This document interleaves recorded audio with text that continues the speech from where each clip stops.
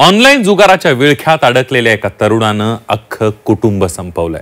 Online जुगारामुळे अंगावर एवढं कर्ज झालं की त्यातून बाहेर येणंच जमलं नाही आणि त्यामुळे आधी पत्नी आणि 2 वर्षाच्या मुलाला विष पाजलं आणि नंतर स्वतः गळफास घेत जीवन संपवलं। धाराशिव जिल्ह्यातील बावीघाट गावात घडलेल्या या घटनेनं राज्यात खळबळ उडाली आहे। ऑनलाईन जुगाराच्या सापळ्यात कुटुंब उद्ध्वस्त। ऑनलाईन जुगारात कर्जबाजारी, पत्नी मुलाला पाजलं विष। आधी कुटुंबाला संपवलं, नंतर स्वतःला गळफास।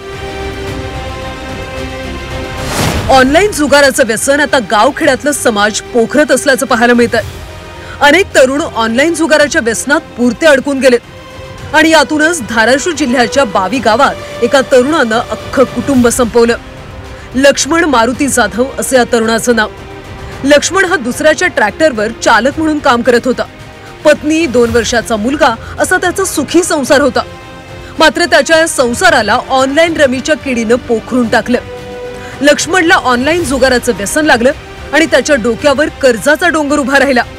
या व्यसनात तो एवढा बुडत गेला की त्याच्या संसाराचा गाडाच या व्यसनात रुतून बसला। कर्ज वाढत गेलं, शेती विकली, मात्र जुगारापायी झालेलं कर्ज काही फेडता आलं नाही। शेवटी नैराश्याच्या गर्तेत गेलेल्या लक्ष्मणनं आपलं कुटुंबच संपून टाकलं। आधी पत्नी आणि 2 वर्षाच्या चिमुकल्याला विष पाजलं आणि नंतर स्वतःही गळफास घेऊन जीवन संपवलं।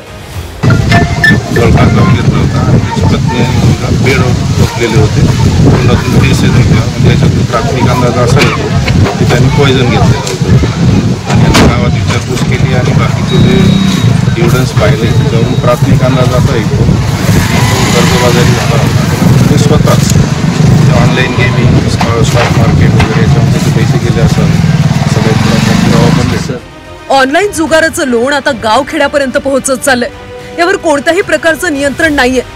ऑनलाईन जुगारामुळे अनेक तरुण देशोधडीला लागले, तर अनेक कुटुंब उद्ध्वस्त झाले। त्यामुळे ऑनलाईन जुगारावर बंदी आणण्याची मागणी केली जाते। ऑनलाईनचं कसं आहे ते खेळणी पूर्ण आणि त्याच्यामुळं एखाद्याचा जीव जाऊ शकतो आणि जीव गेले ह्याच्यावर शासनाने काही राळा घालावा अशी आमची इच्छा आहे। किती जीव गेले? आता 3 जीव गेले। वारंवार अशा पद्धतीनं ऑनलाईन गेमिंगमुळे गेमिंग डिसऑर्डर हा मानसिक आजार होत असल्याचं मानसोपचार तज्ञांचं म्हणणं आहे। यातून बाहेर पडण्यासाठी स्वतःचं व्यक्तिमत्व समजून घेण्याचा सल्ला मानसोपचार तज्ञांनी दिलाय।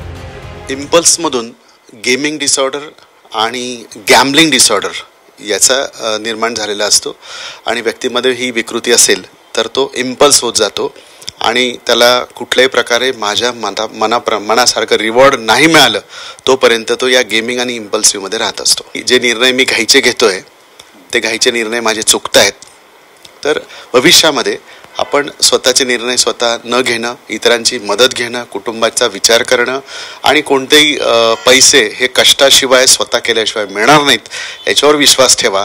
आभासी दुनियेवर विश्वास ठेवणं हे चूक ठरेल।